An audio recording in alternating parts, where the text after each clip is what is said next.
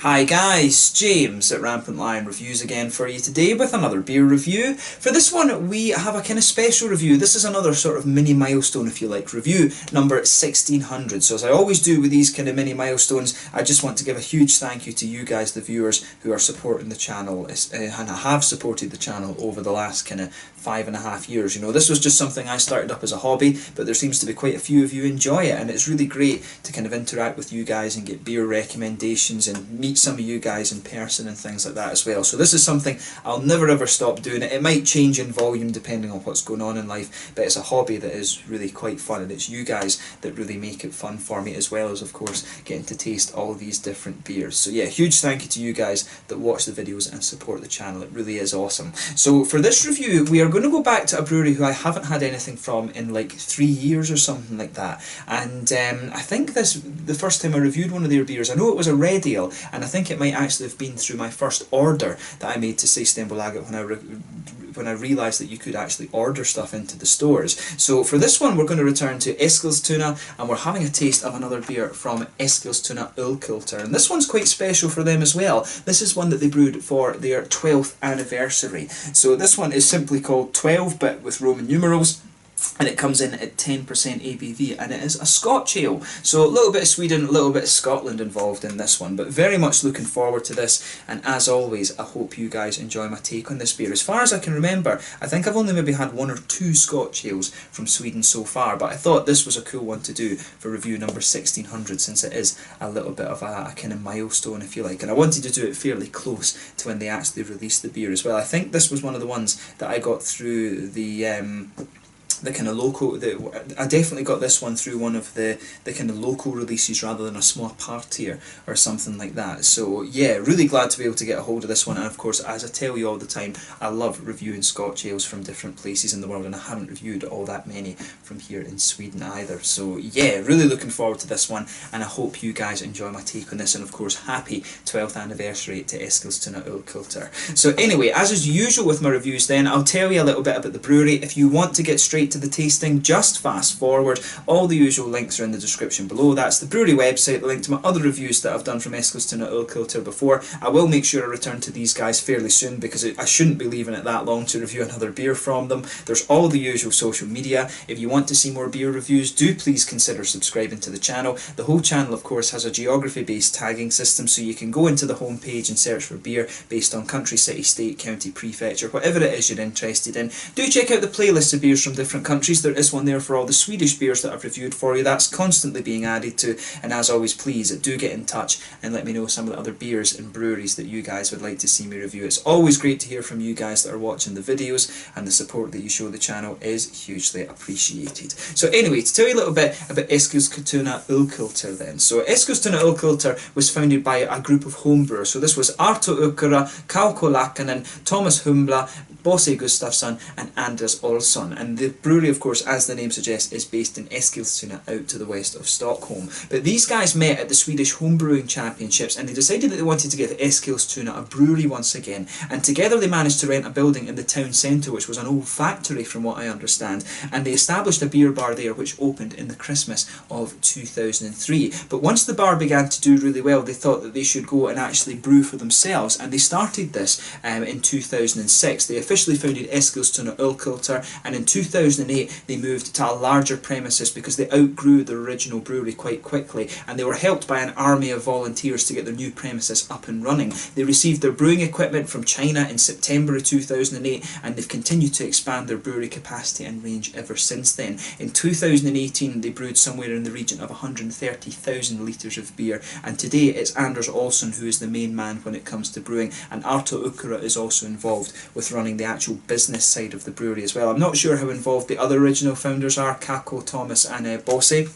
I think they do have some involvement in the company, but I know that it's Arto and Anders that are doing the main things at the brewery. They're the ones who take the most involvement, of course. But if you look at the brewery website in the description below, you can see they've got a lovely bar in a very old, kind of classically Swedish-looking building there. So it's somewhere that I definitely need to go and see if I can visit sometime. I need to go out and have a look at Eskilstuna and Västerås and all of these other kind of towns in the sort of Stockholm area of Sweden. I've only seen Stockholm and Uppsala when I've been up there, but I know there's a lot of good breweries, especially in the smaller towns, as I say, like Örebro, Västerås, Eskilstuna, and all of these kind of places. So yeah, somewhere that I do need to explore a little bit more here in Sweden. But this is a brewery I've had positive experiences with these guys in the past. I think I've tried a couple of their beers on tap. I reviewed the Red Ale for you a number of years ago, and it's cool to return to these breweries, especially for a special review, both for me and for them. Their 12th anniversary beer for my 1600th review for you here on the channel. So yeah, that's all you really need to know about Eskilstuna Ölkultur just now.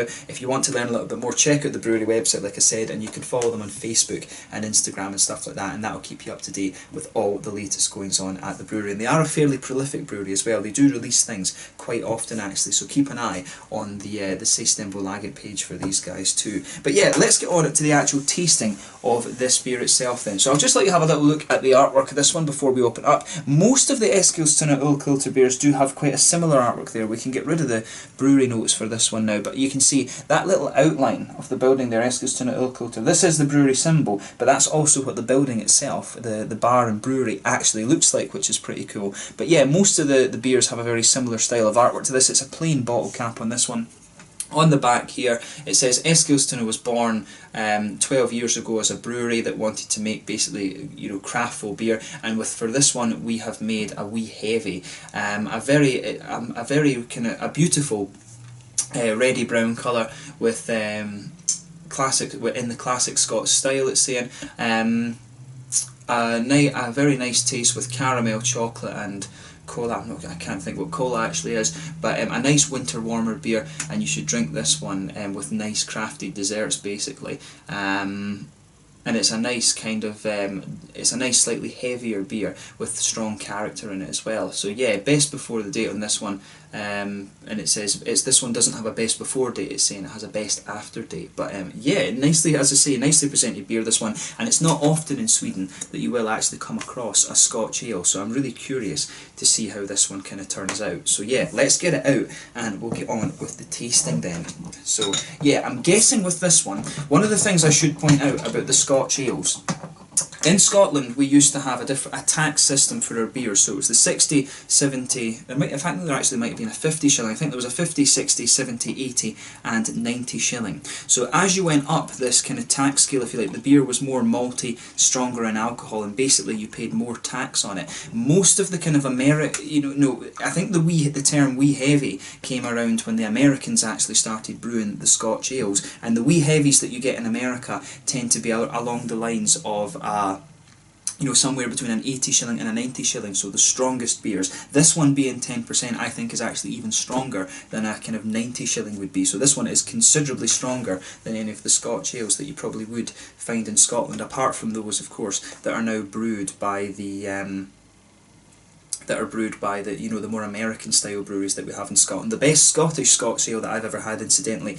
is the Old Parochial from Tempest Brewing Company, and that's one that you definitely need to check out if you get the chance. I'm not sure how likely you are to find that in Sweden right enough, or even in Copenhagen where you've got the free alcohol market. But yeah, Tempest Brewing Company's Old Parochial, that's the best Scottish brewed Scotch ale that I've ever come across. But yeah, this one looks absolutely lovely. If I hold this up to the light, it's got that lovely sort of very dark ruby but kind of mahogany colour about it as well. This one, you probably aren't going to be able to see this on the camera, but it is actually quite a clear beer this, but a lovely dark rubiny, almost like a stained mahogany colour this one. You can see there's a very thin foamy layer on this one, and it's kind of a fawn colour. It doesn't really have like a sort of beigey quality to it that you can get from some of these Scotch ales. I think it's definitely fair to say the colour of the head on this one would be a really kind of nice sort of fawny colour. Yeah, when I'm getting that very thin foamy layer when I sugar the beer up, I think it's fair to say this is a nice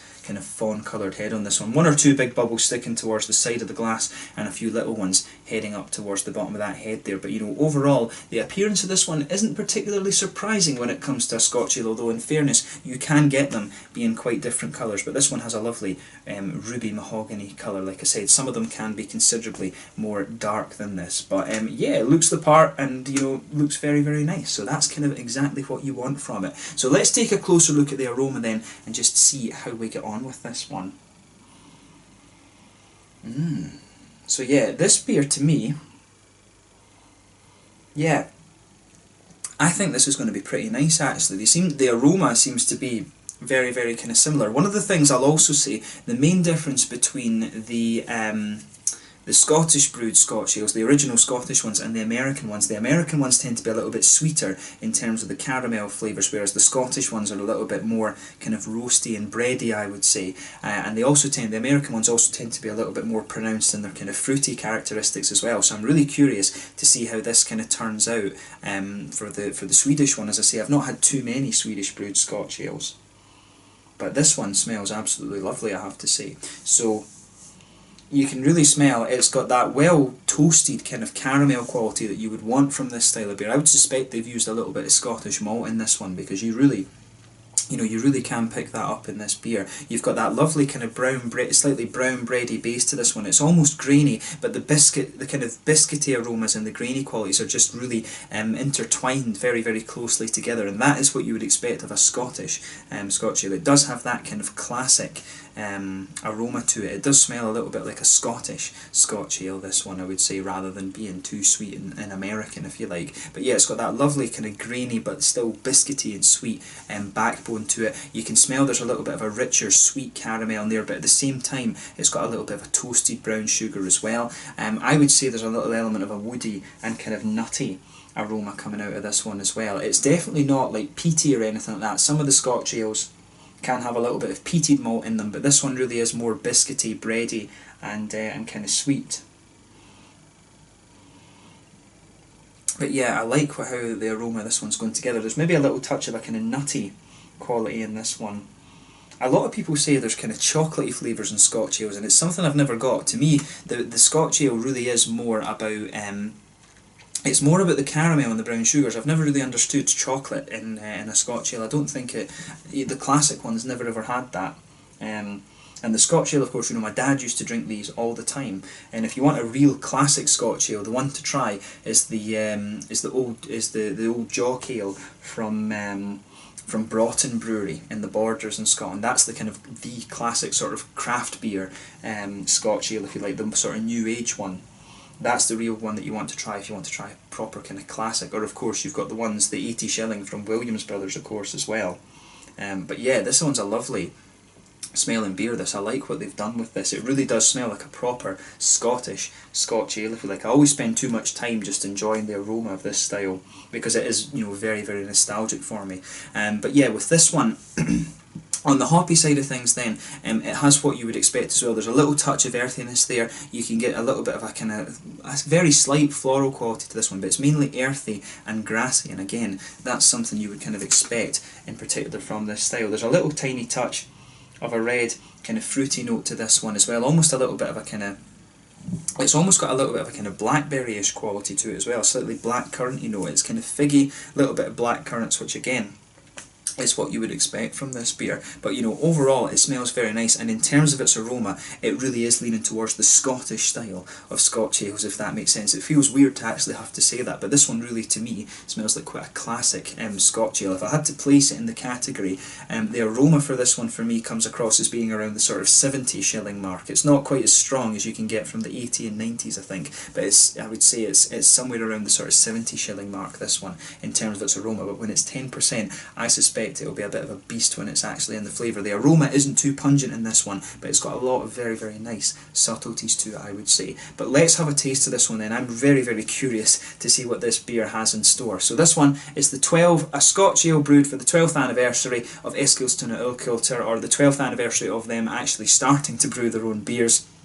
From Eskilstuna up near Stockholm here in Sweden. A lovely Scotch ale for my 1600th review for you guys here on YouTube. Let's get stuck in. Slàinte, skål.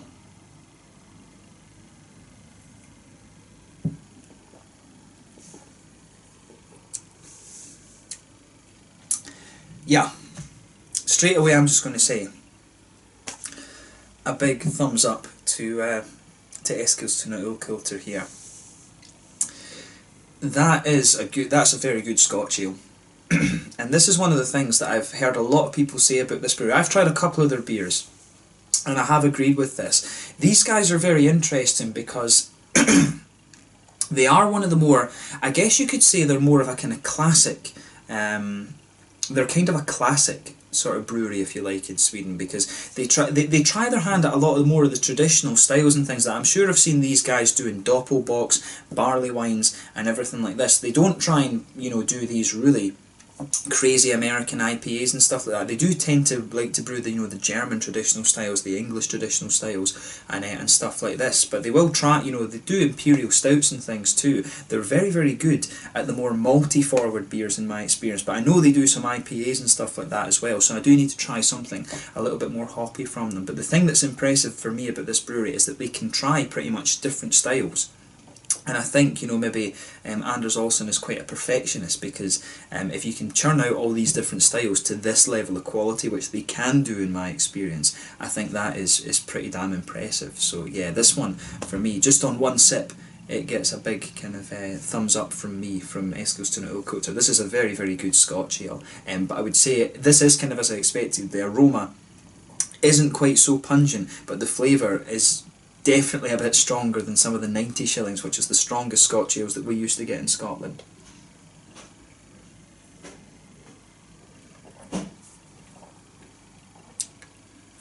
So yeah, this one's an absolute monster actually. Yeah, and you can tell from the flavour in this one, you could easily age this a little bit and you would get a lot of kind of pleasure out of it later on. And it's definitely, it has got a nice little bit of sweetness to it, but it really is leaning towards the Scottish style of the ale, if you like, because it's not quite got the sort of chewy sweetness to it. That it has got a little touch of that, but it's not overly done like some of the American brewed ones can be. But yeah, let's try and break this down then. So in the middle of your palate, you can just feel there's this nice sort of grainy, but very smooth grainy quality actually. You can just feel a bit of that sort of brown bready quality just blanketing the middle of your palate. When the centre of your palate starts to dry out a little bit, you get the more kind of biscuity, kind of almost like McVitie's digestive type flavours coming out of this one. It really has that kind of mixed in with the kind of bready notes. You could pick that out in the aroma, you know, straight away right enough. But if you go further into the centre of your palate, you have a little bit of, you've definitely got a more of that kind of oily, kind of sweet caramel there. It does have a toasted element to it, but at the same time you get some of the sweeter brown sugars in there as well. But this is a lovely, lovely beer, this one.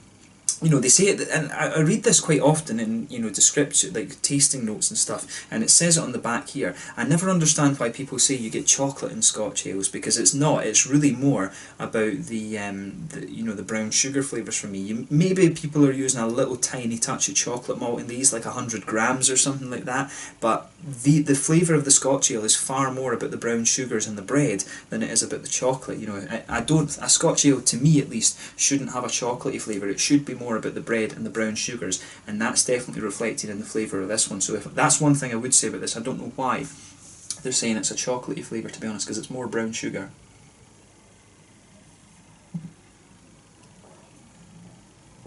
But it really is very, very nice, this one. I like what they've done with this beer.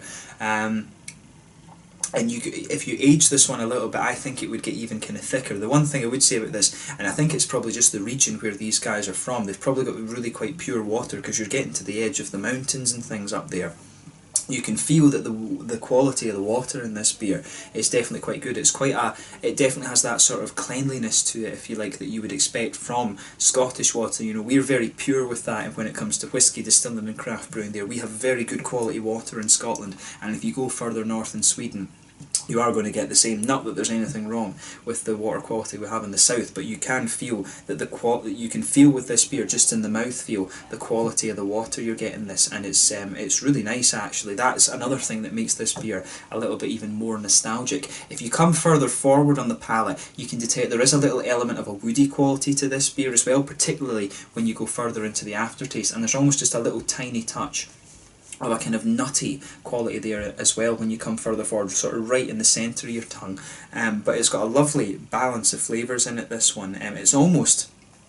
It has a little bit of an almost slightly medicinal quality in it. You can detect that there's a little bit of an almost phenol-y flavour in this one, which is quite nice. It gives the beer a little bit of that medicinal touch, but then again, for Scottish people, beer is a little bit medicinal, but so is the whisky. But it does definitely have a little bit of an almost cakey, like alcohol cake sort of feel to it, this beer as well, which is very nice.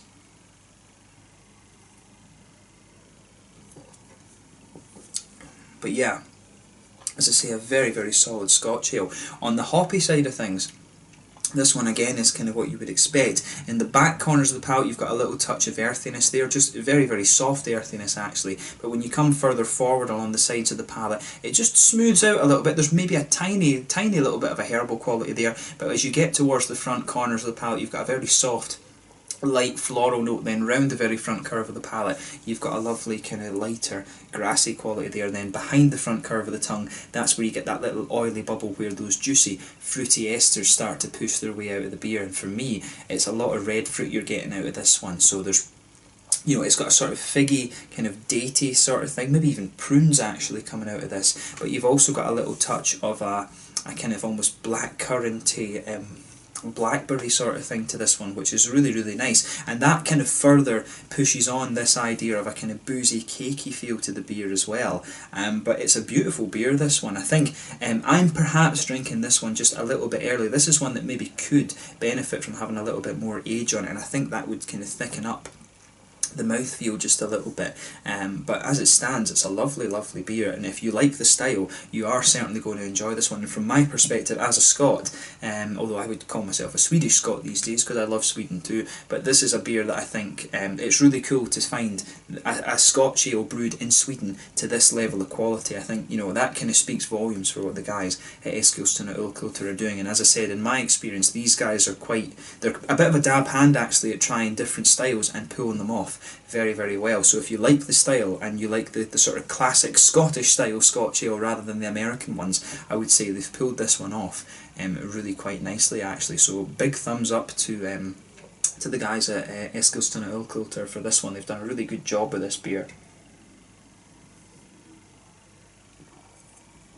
But yeah, I really like what they've done with this, and I can find that as my palate is adjusting to it a little bit, it starts to get a little bit sweeter, and the brown sugars start to come out a little bit more, and you get more of that kind of breadiness. I think it takes your palate a little bit of time to just adjust to the kind of grainy, biscuity, bready sort of thing that this beer has, but it really is very, very well done. In terms of the mouthfeel of this beer then, definitely a full-bodied beer. The carbonation is very, very smooth in this one. I think without doubt it's a big oily mouthfeel that this beer has, but at the same time it has a little bit of wetness. As I mentioned, the water quality in this one, the thing I really do notice about this is just how good the quality of the water is. It has that very kind of clean, sort of minerally feel to it, because I would bet these guys really aren't playing with their water at all, because it is very, very pure. And it reminds me actually of some of the Icelandic beers that I used to drink, and some of the beers that we get from the Highlands of course as well. They just have this really, you just feel the quality of the water in the beers when you drink, because it just feels very, very clean. With this beer, in terms of its IBU count, I think you'd be lucky to have, I think you're lucky to get even 20 IBUs out of this. It's got no real bitterness to it at all actually. The hops are just very nice and very, very smooth. The malt base, as I say, has a really good balance between the sort of grainy smoothness. It's got a little bit of sweetness in there, but the Scotch ale of course was quite a sweet style of beer, I would always say. And the grains, and this is one of the things, the difference between the Scotch ales and the English bitters. The English bitters were very prominent with their graininess, but the Scotch ales were always a little bit sweeter, I would say. And I really like how this one comes across. They've got the sweetness of this one, just very classically Scottish. So the malt base does lean a little bit more towards the sweeter side of things, but it's got that nice dark brown sugary quality to it as well. That sweetness that you'd really expect of a Scottish brewed Scotch ale. The hoppiness, like I say, is quite smooth overall, and it's got a lovely little bit of a juicy fruitiness in there. I would wonder if they've used a little bit of Williamette in this beer. I think just the way that it's got some of those kind of blackcurranty, blackberry flavours, and I do wonder if they've put a little bit of Williamette in this one, because it can be a lovely hop when it's used in a Scotch ale as well, or maybe even a little bit of Summit, something like that. But I mean, overall it's a very, very nice beer, this one. As I say, it sticks quite closely to what I would expect as a Scot drinking a Scotch ale. So, you know, but it is heavier, I think, than some of the 90 shillings that we would find at home, which is the strongest traditional Scotch ales. But there's nothing wrong with that. It's a lovely, lovely beer, and I certainly wouldn't hesitate to drink it again. As my 1600th review, I think this one's been very fitting, and for their 12th anniversary as well, of brewing beer, I should say, I think this one is a very, very fitting beer as well. So huge thumbs up to Eskilstuna Ölkultur for this one, and it's been a pleasure to review this for one of my special reviews, and happy 12th anniversary to them of course as well. I do need to make sure I review more of their beers over the next little while, because it's been far too long since I've reviewed one of them. But yeah, let's leave it at that for this one. So this one was the 12, a 10% Scotch ale for their 12th anniversary of brewing at Eskilstuna Ölkultur in Eskilstuna near Stockholm here in Sweden. An awesome, awesome beer, and I'll certainly be returning to these guys sooner rather than later. This is a great example of the style, and it's really cool to find another solidly brewed Scotch ale here in Sweden. So until the next time, thank you for watching my beer reviews, thank you for all your support over the last 5.5 years as well, and let me know your own thoughts in the comment section below on this beer if you have tried it for yourself. Let me know if there are any other Swedish brewed Scotch ales that I should have a look at as well. I'd love to try some more and just see how we get on. But thank you again for watching my beer reviews. Until the next time, please like, subscribe, share, all the usual YouTube stuff. Let me know your own thoughts on this one in the comment section below, and let me know what your favourite beers are from Eskilstuna Ölkultur as well. So until the next time, Slanja just now, and I'll catch you guys later. This is the 12, 10% Scotch ale from Eskilstuna Ölkultur in Eskilstuna here in Sweden. Until the next time, Slanja just now, and I'll catch you guys later. Slanja, skål.